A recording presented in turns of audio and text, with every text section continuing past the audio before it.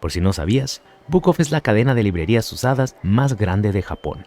Fundada en agosto de 1991, la compañía ha tenido un éxito explosivo, expandiéndose a 866 tiendas en todo Japón y 8 ubicaciones en el extranjero. Además de los libros, sus cadenas también venden mangas, CDs, DVDs, videojuegos, consolas, figuras y harto no por. Book Off se cita con frecuencia como un raro ejemplo de una corporación que fue capaz de crecer durante la llamada década perdida. A comparación de la mayoría de empresas, esta sobrevivió al colapso de la burbuja, a través de su uso de estrategias comerciales e innovadoras. Se expandió de simplemente libros usados a mercancía de segunda mano utilizada a través de sus tiendas Hard Off. Y claro, esto tiene sentido, ya que esta empresa funciona como una casa de empeño. Al que le va mal, prácticamente regala sus cosas a la tienda. Y al que le va bien, puede obtener buenas cosas en muy buenas condiciones por menos dinero. Hoy en día, una escena común en estas tiendas es la siguiente. Una japonesa le pide un bolso de diseñador marca Vergucci a su sugar.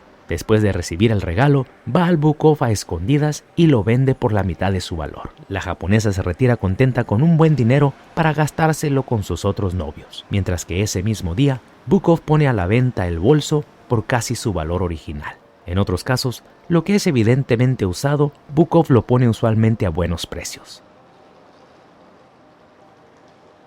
El día de hoy me gustaría mostrarte tiendas de segunda mano mientras te describo lo que encuentras en ellas. Unos piensan que tan solo son objetos, pero la realidad, lo que encuentras en estas tiendas conservan una gran parte de las épocas perdidas. Pasillos llenos de tesoros culturales y nostalgia pura para el japonés promedio. Y no, hoy no te hablaré de enmurecidos ni de difuntados, pero sí tengo que explicarte un poco de la historia japonesa. Al igual que en otras partes del mundo, los japoneses se tiran bastante popó entre generaciones. Y créeme que a veces estas disputas se ponen mejor que las batallas Pokémon. Se autodominan como la mejor generación de la historia y se culpan unos a los otros por los problemas nacionales actuales. Empecemos con los Baby Boomers. Nacida justo después del final de la Segunda Guerra Mundial en los 50s, sus miembros experimentaron el rápido crecimiento económico a principios de la era de la burbuja japonesa. Esta generación vio cambios drásticos en la estructura política y social de Japón.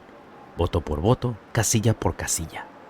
A esta generación se le conoce como la Dankai no Seidai, que se refiere a su gran tamaño. Esto tuvo un efecto enorme en el empleo, el consumo y la política nacional. Tanto japonés trabajando resultó en el éxito económico del país. La siguiente generación en 1960 fue nombrada Shinjin-rui, que significa la nueva raza, a medida que crecían cuando la economía era buena y no conocían lo que era la jodidez. A menudo eran criticados como malcriados, delicados y carentes de sentido común. En estos mismos años, entre el 65 y el 69, los nuevos llegados al mundo fueron nombrados la generación burbuja. Estos individuos estuvieron durante el mero apogeo de las empresas japonesas. Aquí la demanda por producto interno era tan grande que los horarios laborales eran absurdamente largos. Hasta había comerciales anunciando bebidas energéticas para superar las 24 horas continuas de trabajo.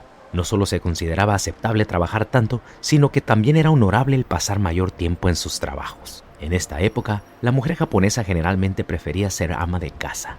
No todo estaba tan mal, ya que en esa época se ganaba muy bien y el valor de la moneda japonesa era relativamente alto. La abundancia era tanta que varias personas dieron el éxito por hecho y terminaron descuidando su educación y preparación intelectual.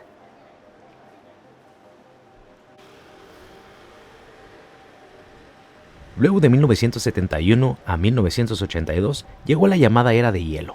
Mientras la gente de esta generación estaba invirtiendo a lo baboso, la burbuja estalló, lo que llevó a un empeoramiento de la economía. Las empresas dejaron de contratar, lo que significa que los japoneses no podían encontrar trabajo a tiempo completo, por lo que muchos tuvieron que aceptar contratos temporales o trabajos de despacho.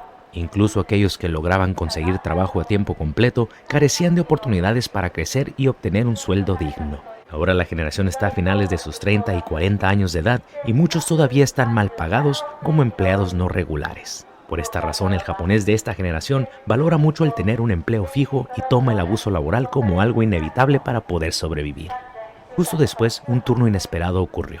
A principios de los 80s surgió la segunda generación Baby Boomer. Esta se compone de los hijos de los Baby Boomers criados y empujados a ser como sus padres. Esta generación aplastó a la generación previa a base de preparación y esfuerzo. Aquí es donde nace la escuela después de la escuela. Los padres invirtieron cada centavo en la educación y preparación de sus hijos. Clases privadas, clases de computación, clases de inglés, clases de clases.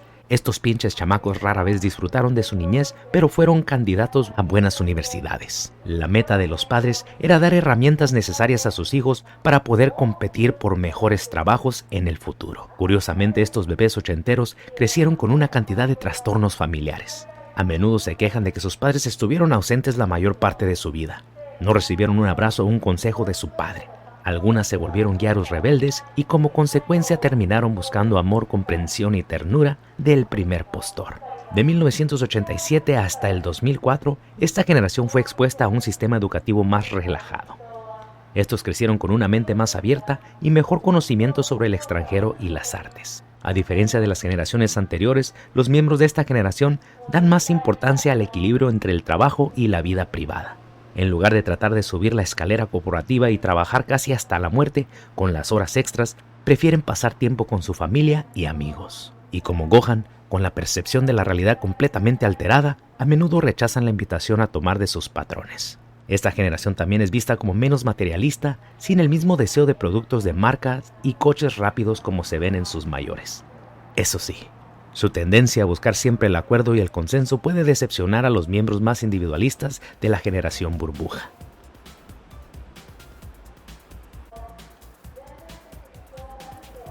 Nacida desde la década de 1980 hasta principios de la década de 1990, Japón adoptó el término estadounidense millennial para la generación que comenzó a trabajar alrededor del año 2000.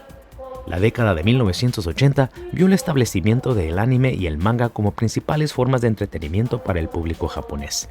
Estudio Ghibli, posiblemente el estudio de animación más famoso y respetado de Japón, fue establecido por Hayao Miyazaki, Isao Takahata y Toshio Suzuki en 1985. Akira Toriyama empezaría en aquel entonces su no tan popular manga Dragon Ball. En 1986, los animes Dragon Ball y Dragon Ball Z saldrían al aire para la televisión japonesa. Productos japoneses creados y distribuidos durante la década de 1980 incluían Donkey Kong, Super Mario Bros. Y animes clásicos como Astro Boy y Akira. Nintendo llegó ofreciendo videojuegos de arcades y su famoso sistema de videojuegos Family Computer, también conocido como Famicom. Los futuros diseñadores de juegos japoneses se cortarían los dedos durante esta era jugando juegos de 8 bits y terminarían diseñando videojuegos en arquitecturas mucho más complicadas en sistemas como el Nintendo 64 y la Game Boy. Y también, Osamu Tezuka, considerado el dios del manga en Japón, murió el 9 de febrero de 1989. Y esta es considerada la primera década perdida. La década de 1990 en Japón fue el comienzo de la agitación y recesión económica para esa nación en particular, lo que resultó en su década perdida. Si bien esta década perdida finalmente terminaría en el 2000 para Japón, esta se convertiría en la era en la que los jóvenes asalariados japoneses se vieron obligados a encontrar diferentes líneas de trabajo. La situación laboral no era buena, pero no todo fue tan malo ya que Japón logró varios avances tecnológicos en esta época. Japón tenía los celulares más pequeños y los coches más rendidores del mundo, mientras que las nuevas consolas de juegos como Super Famicom y la Sony PlayStation inundaron el mercado. La mayoría de los jóvenes comenzaron a mudarse con sus padres. Esto se debe a que no podían adquirir un trabajo que les permitiría vivir de forma independiente y tener todas las comodidades a las que estaban acostumbrados. Durante esta década se lanzaron muchos videojuegos especialmente para la Super Famicom. La década de 1990 también fue la era de Chrono Trigger y varios Final Fantasies. Estos juegos se convirtieron en éxitos de taquilla multimillonarios en Japón, Europa y América del Norte. Sin embargo, Famicom entró en declive y la mayoría de las compañías de juegos redujeron la mitad de su producción de nuevos juegos de 8 bits en 1994. Incluso la Nintendo Game Boy adquirió popularidad en Japón creando una línea de videojuegos exclusivos de Japón y finalmente el lanzamiento japonés del Nintendo Game Boy Advance.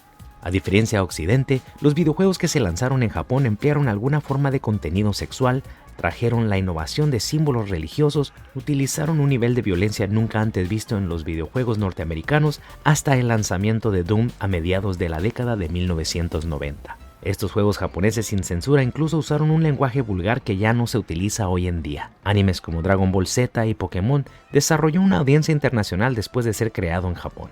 A México, Dragon Ball llegó el 2 de septiembre de 1997 y Pokémon el 14 de junio de 1999. El anime orientado a las chicas como Sailor Moon también llegó durante la década de 1990. Y ahí termina la segunda década perdida. Bueno, justamente estos fueron mis tiempos y me gustaría que dejaras en los comentarios tu generación y qué acontecimientos de tu época te dan una sensación de orgullo. Te leeré sin falta y dejaré mi corazón como siempre.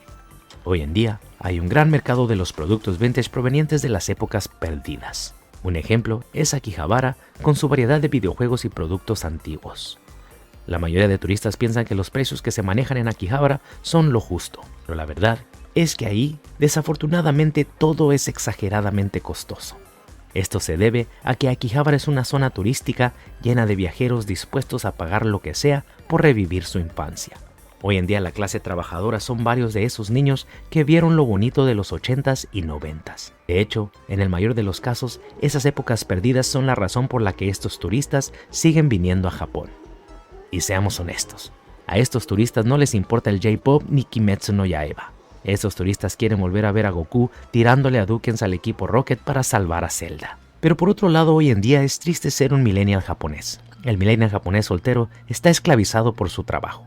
Si tuvo algún pasatiempo, es muy probable que hoy en día ya lo haya olvidado. Pero existen unos cuantos soldados que aún siguen su pasión y los puedes ver en sus 40s aún coleccionando figuritas y juegos. El japonés millennial casado la tiene un poco más dura, ya que comúnmente lleva toda la carga del trabajo más la familia. Ahí sí, es muy difícil mantener un tipo de pasión por los videojuegos, coleccionismo o actividades. Este japonés usualmente termina vendiendo todas sus pertenencias de la infancia por internet o a tiendas de segunda mano. Lo digo por experiencia. En mi caso, acabo de vender mi colección Dragon Ball de años a un hobby off. Me pagaron 61,000 yenes por una colección que valía el doble. Y la razón por la que vendí mis figuras es que los departamentos en Japón son relativamente pequeños. Y con nuevo hijo creciendo, hay que deshacerse de cosas para obtener otras. Lo general, cosas de bebé y pendejaditas por el estilo. En conclusión, las generaciones perdidas fueron las más coloridas en la historia de Japón. De ahí salió la mayor parte de nuestra infancia. Pero es obvio que ninguna generación es mejor que la otra. Desde el comienzo, cada generación es fundamental para el desarrollo de la siguiente y así sucesivamente. En pocas palabras, sin los baby boomers no existieran los millennials. Y sin los millennials no existiera la generación alfa. Gracias por quedarte hasta el final del video y para agradecerte como siempre, por favor escríbeme Vergucci en la sección de comentarios. Gracias.